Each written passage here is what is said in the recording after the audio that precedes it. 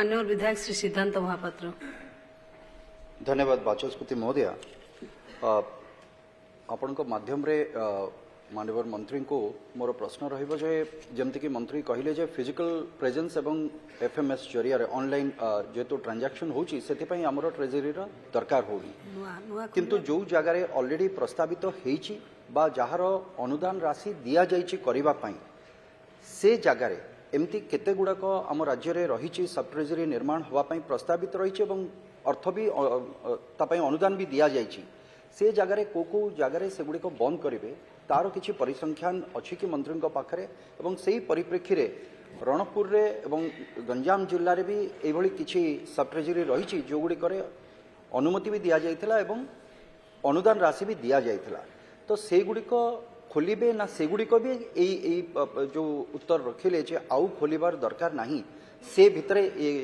सब ट्रेजरी गुडिक आसीबो। माननीय मंत्री माननीय बाचस्पति महोदय ये जो प्रश्न माननीय विधायक तार भी उत्तर समान अच्छी जो कथा अच्छी जे आपणकर ऑनलाइन ऑपरेशन दृष्टिकोण रु आउ फर्दर ट्रेजरी खोलिबार आवश्यकता तार अनुभव करा जाउ नहीं एवं विशेष करिकी जो जो जगह रे जदि से कथा भी आसीची से बाबद रे संपूर्ण तथ्य